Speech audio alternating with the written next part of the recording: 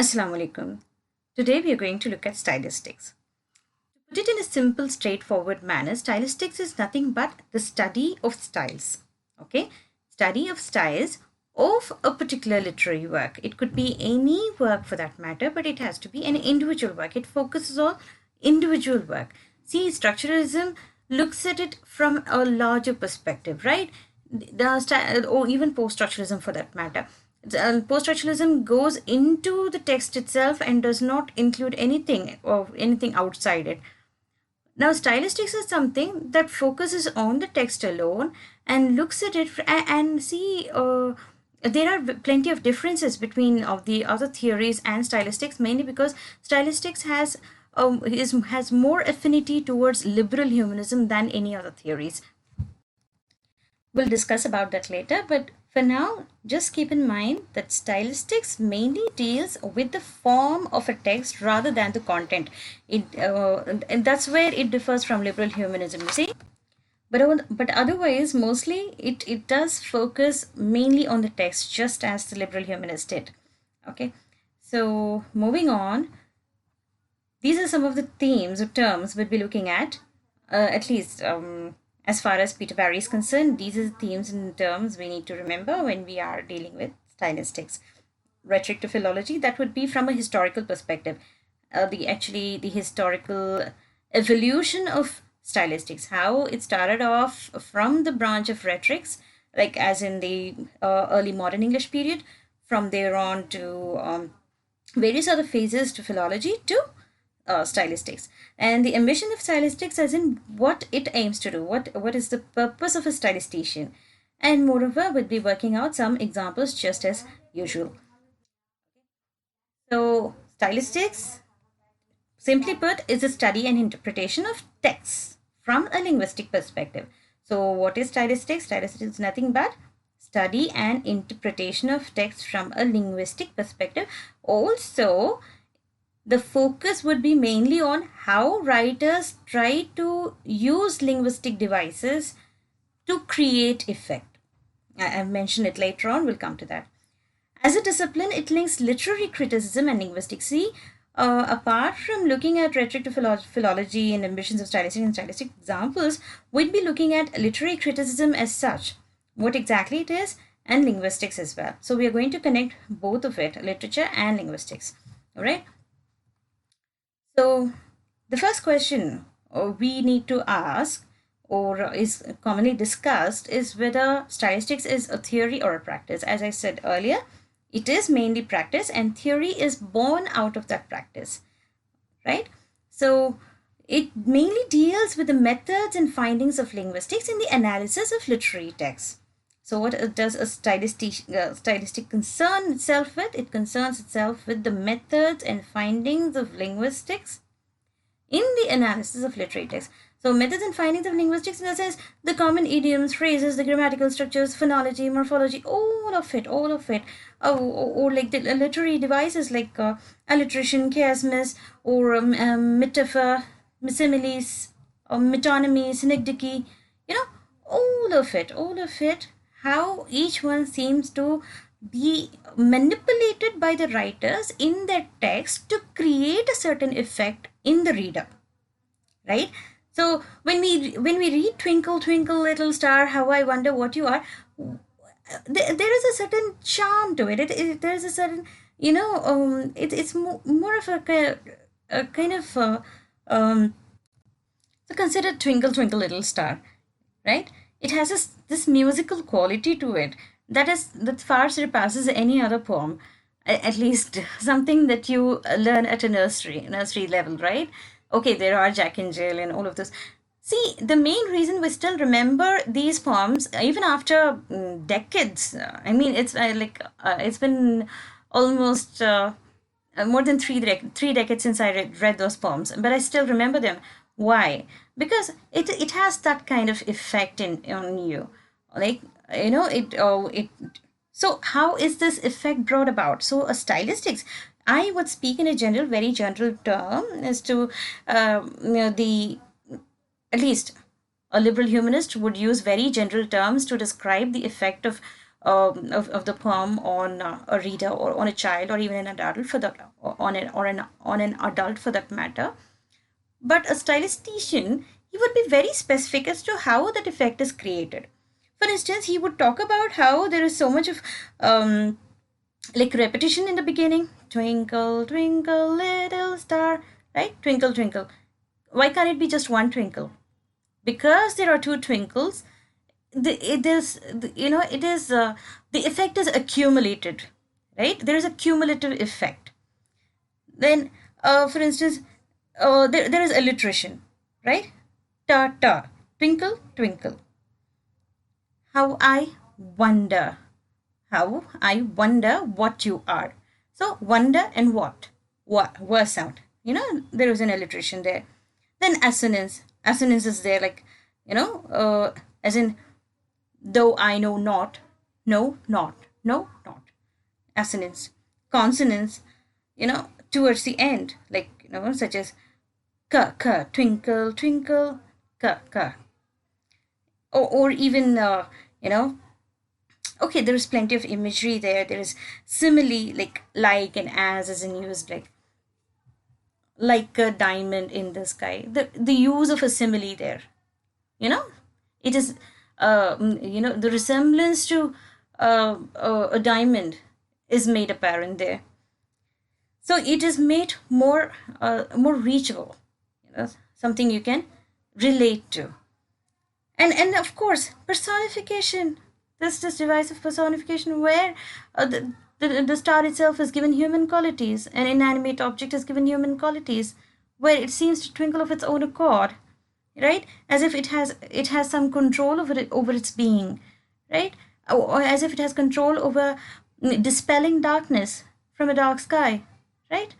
So you see the effect, how a certain effect is created by the writer through the linguistic devices is what stylistics is all about. So you see, it is not merely restricted to literary texts, as in high literary texts, as in, taking up some canonical literature, as in Shakespeare or Chaucer or Milton or Dryden. You just take up anything, any advertisement for that matter, right? As in, say, for instance, there were, when I was young, there was this one advertisement on TV, probably of a toothbrush.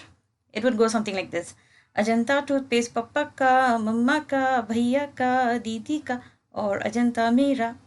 As in, bringing in a kind of sequential repetition would actually impress upon you that it is good for everyone. It could be enjoyed by everyone. It could be used by everyone. Its utility is, it is multifarious, right? I don't know. I could have used a better example probably, but that's what sprung to my mind first. Anyway, so you understand, stylistics is mainly concerned with the styles of everything. Okay, every written word or every medium. All right, and it mainly deals with how these devices are used, as in repetition or reference, like anaphora and canaphora. We'll be discussing it later on, or foregrounding or backgrounding. All of this we'll be discussing, but to just give you a general idea of what we are getting into, because it is good to know beforehand what we are going to talk about, right? So that's why this introduction. Anyway, so technical linguistic features of a work contribute to overall meanings and effects. Technical linguistic features means simply these, these devices, linguistic devices, how the grammatical structures are arranged so as to create a certain effect. To be or not to be. It could simply be like, should I do it or not? Okay. Whenever Hamlet says to be or not to be, it simply means, should I do it or not? Right? So that is a simple question. So by creating this in that soliloquy, he uses all kinds of, Shakespeare uses all kinds of literary devices like repetition, metaphor, anaphora. If you look at that one particular paragraph or a particular soliloquy, you'll find all of these together to bring about this cumulative effect, wherein he contemplates to live or not to live at all, right? So be itself, seems to encompass this small two-letter word seems to encompass the very existence of a person, right? So the question arises then whether it is a critical practice or critical theory. So what you understand, at least Peter Barry tells you that yes, it is a critical practice more than critical theory because it is more practical in nature. And while defining that practice, theories are formed, theories are delineated.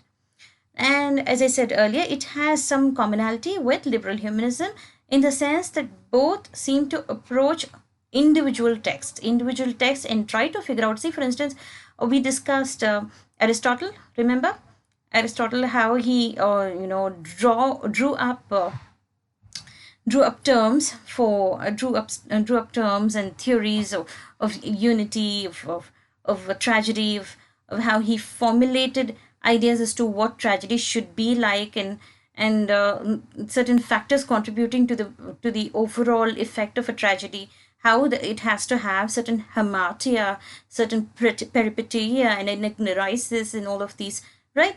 So we spoke about all of these in terms of a particular work. So it is very specific and exclusive, right? Just as stylistics is. So stylistics too looks at certain very specific ideas and attitudes of an individual text. Not ideas, but form. It basically deals with form of a text. How that form creates certain effect. And then, yes, this is something that stylistics has common with liberal humanism, this empirical bias. Empiricism would simply mean data, something that you believe because there is verifiable data available to you, right? Empirical will simply mean something that can be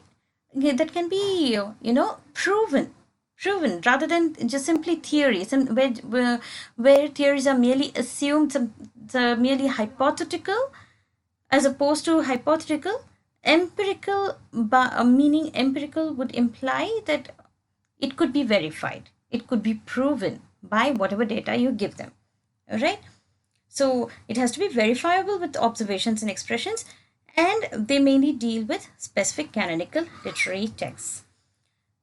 See, this is one of the, you could say, I don't know whether you could call it a drawback or not, but that seems to be the illness all critical theories seem to suffer with. They believe, all literary theories, they tend to believe that there is no one overview, right? There is no one overview, as in you take up a literary text and you look at it and understand it, read it and understand it, and try to decipher it and come up with some understanding, with some explanation for what the text intends to tell you, right? But you also say, these theorists also say, that there is not one overview possible for any text. Okay? You can only give viewpoints, because this may be something that you can find in that text. That is what probably a Marxist writer would say. At the same time, another theorist would imply that it has something to do with feminism. So all of them can offer their own viewpoints, but the stylistician is very specific about what they say, specific about their approach, considering they take up literally from the text itself. They look into the text, they look into the form of the text, how certain form is created to, arranged so as to create a certain effect. All right. So they do not rely on this particular idea. They don't believe there are only viewpoints and only overview. No, they believe in overview alone. I should have removed this no here. So the stylistician, they believe an overview is possible. Overview is possible of every individual text. Okay. So they do it with mathematical precision. All right. Now again, all other theories for that matter, they mainly concern themselves with literature. Okay, literature as in literary text. They don't really go down or stoop to the level of ordinary documents. Maybe cultural materialism sometimes does that, but most of the time they stick only to literary texts.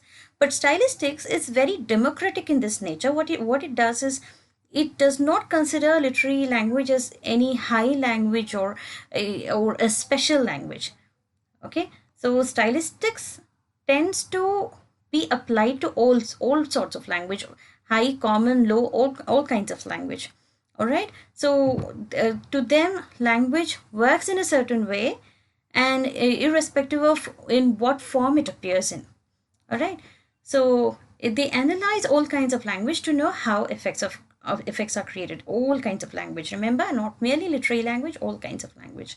So accumulation of knowledge by empirical investigation is made in stylistics. So they tend to be very empirical in nature, as in they collect data. They collect data of each text. So say for instance, you take up one um, particular poetry of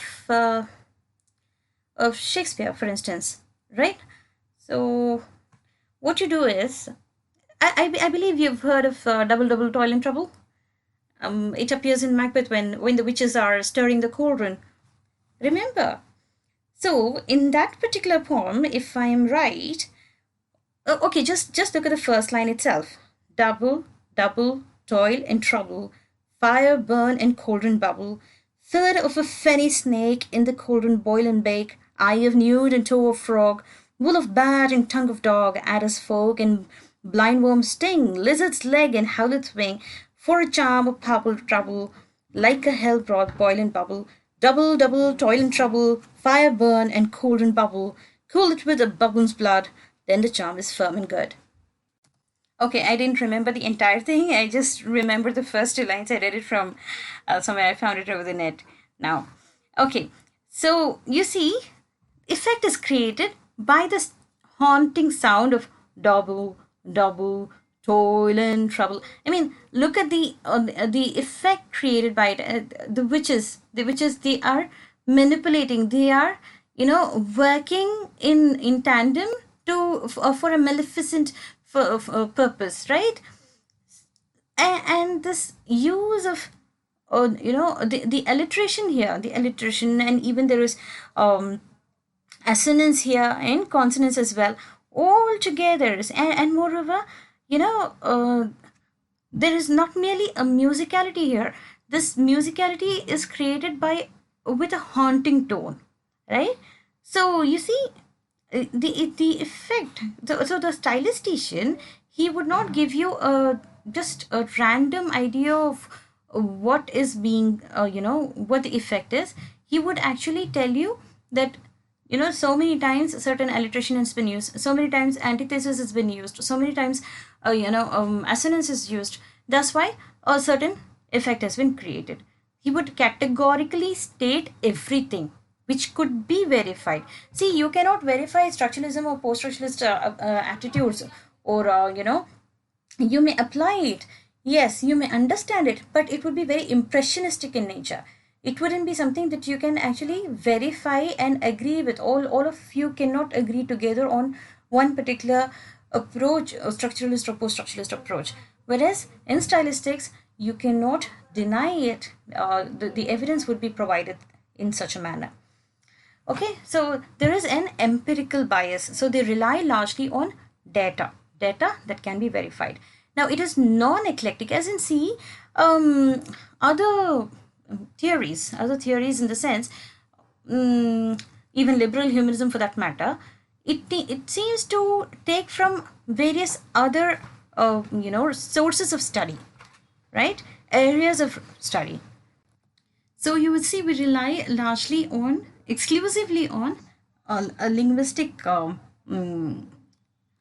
proof alone to decipher a literary text. Actually, I lost my steam here because I have to get up for something. So they refuse to acknowledge floating signifiers, as is the case with most theories, so contemporary theories. They seem to believe in the unreliability of language. wherein the text seems to not exactly convey what it set out to convey. That's what we've been talking about largely in post-structuralism and deconstruction, remember? So the stylistics is a kind of study that compellingly trusts the text. Okay, it trusts the text implicitly. Okay, because see, it mainly deals with what the text has to say rather than what it could say, what it could possibly mean. All right. So see, they refuse to acknowledge floating signifiers. They believe that language can determine the context. So the preferred object of stylistic studies is literature, but not exclusively high literature. As I said earlier, they do not stick to high literature alone, not stick to literary text alone, but also other forms of written text, such as text from the domains of advertising, pop culture, politics, or religion. For instance, the songs like Backstreet Boys or of Michael Jackson, or I don't know, I'm not very familiar with them. But then you see, even for instance, cartoons. The stylistic implications of cartoons are very many. So you see, the object is not merely literature, not merely high literature, but any kind of literature. Okay. So the main objective and features of stylistics could be summed up like this, because it attempts to establish principles capable of explaining the particular choices made by individuals and social groups in their use of language, such as socialization, the production and reception of meaning, critical discourse analysis, and literary criticism. So making meaning, reception, see, it's within a society, within a community, how a certain the text is produced and is interpreted and is accepted, and the discourse it provides, all of it, and the literary criticism behind it, all of it come together under the umbrella of stylistics. So they include the use of dialogue, including regional accents and people's dialects, descriptive language, the use of grammar. For instance, see, when you look at Charles Dickens' writings, you see the dialect of a certain a certain sect of the London society, how it seems to be vastly different from the ones of the upper class, right? The stylistician would actually look into the well, once again, I lost track of what I was talking about because I keep getting calls and I couldn't just really avoid them. So, perks of being a class teacher, I believe. Anyway, so they include the use of dialogue, including regional accents and people. Okay, I was talking about Charles Dickens and how he seems to have included dialects of the lower classes and the upper classes, and how the stylistician would actually point out exactly the variations in words, in the usage of words, or the phrases that indicate that a person belongs to a certain class, or speaking a certain dialect. Well, and also the use of grammar, etc. So application of stylistics, as far as concerned, it is applied to all streams. All streams have just like listed out a few here: literature, prose exposition, speeches, advertisements, mainly speaking.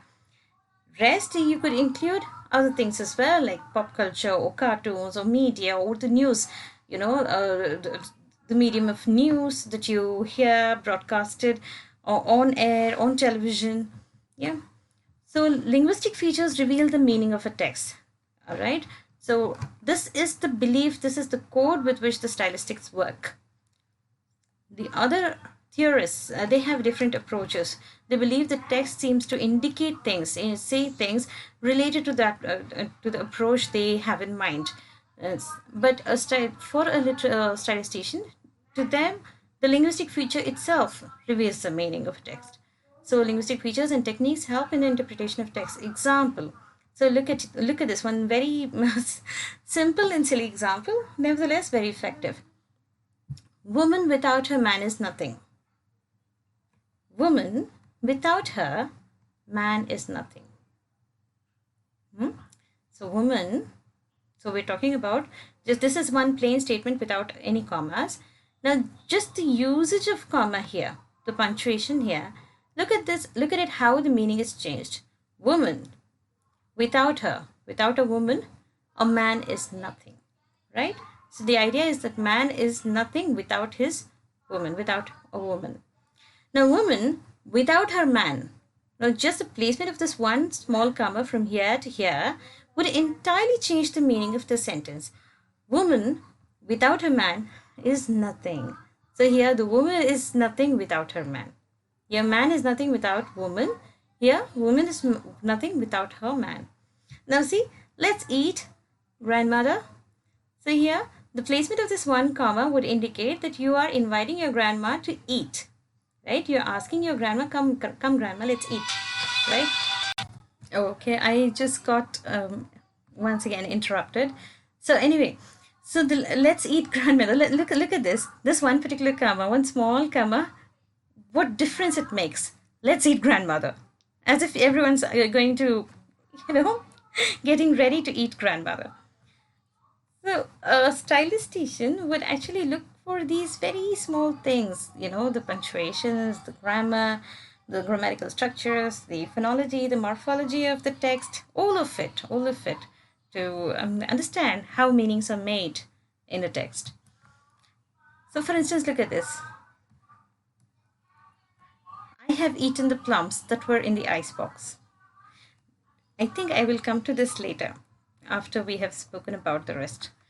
So here, stylistics is a process of mediation between language and literature. How stylistics is formed is from language to literature. Language is applied to literature.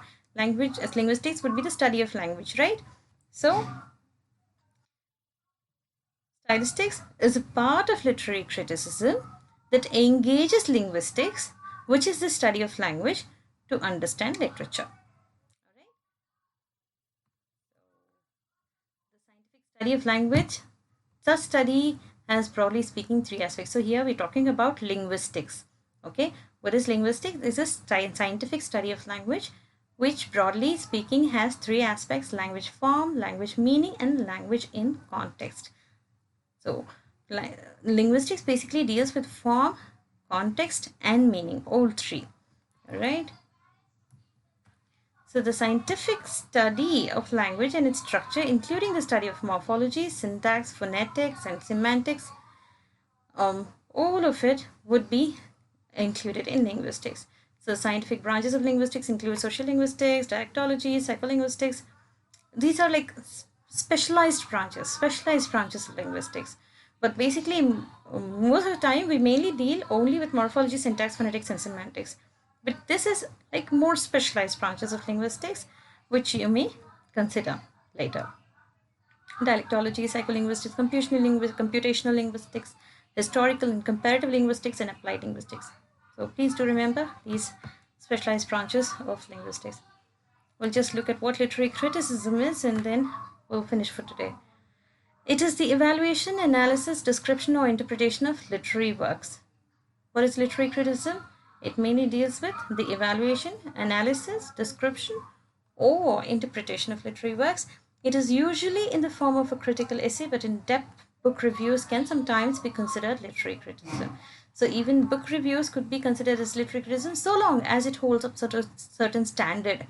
So criticism may examine a particular literary work, or may look at an author's writings as a whole. So it could be one specific work, or it could be the entirety of an author's writings.